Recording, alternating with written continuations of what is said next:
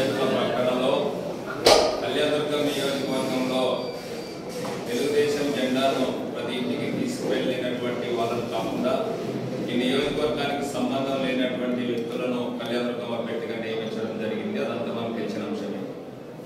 4 సంవత్సరాల 10 నెలల పాటు కళ్యాణదుర్గం నియోజకవర్గంలో జెండాను పట్టుకొని ప్రతి ఇంటికి తీసుకెళ్లినటువంటి ఇన్ఛార్జ్ బాధ్యతలు నిర్వహిస్తున్నటువంటి నేను, అదేవిధంగా హనుమంతరాయ సోదరి ఎక్స్-ఎమ్మెల్యే వాళ్ళు నియోజకవర్గంలో ఉన్నటువంటి 40 సంవత్సరాలుగా కష్టపడి పనిచేస్తున్నటువంటి ప్రతి నాయకులు కార్యకర్తలందరికీ కాకుండా వీళ్ళ కనీస సమాచారం కూడా తెలియకుండా అభ్యర్థి ప్రకటన జరిగింది. దీనికి నియోజకవర్గంలో అంతా కార్యకర్తలు నాయకులు అందరూ వచ్చి వాళ్ళ అభిప్రాయాలన్నీ తెలియజేయడం జరిగింది.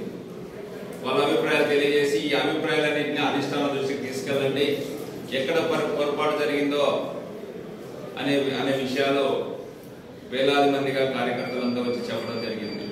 ఆ అభిప్రాయాలను అధిష్టానం దృష్టికి తీసుకెళ్లి జెండా పట్టుకున్నటువంటి ఏ వ్యక్తికి ఇచ్చినా మాకు అభ్యంతరం లేదు, జెండా అనే గురించి తెలియనటువంటి వ్యక్తులకు కళ్యాణదుర్గం నియోజకవర్గంలో అభ్యర్థిని ప్రకటించాలని చెప్పి చాలా మంది కార్యకర్తల ఆవేదన, ఆక్రోశం, బాధ తెలియజేస్తున్నారు.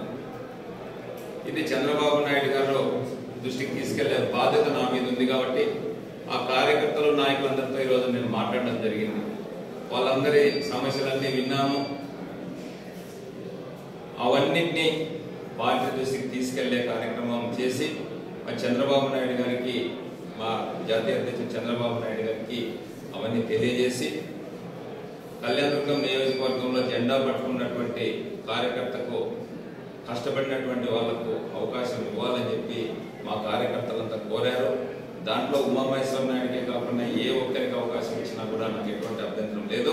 జెండా పట్టుకున్నటువంటి వాళ్ళకి ఇవ్వాలనేది మా అందరి ఆలోచన. ఆ విధంగా జరగలేదనేది కార్యకర్తలు బాధలో ఉన్నారు.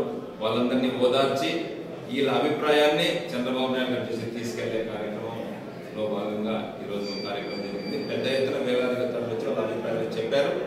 ఇవన్నీ పార్టీ దృష్టికి తీసుకెళ్తాం, మీడియా మిత్రులు కూడా తెలియజేస్తాం.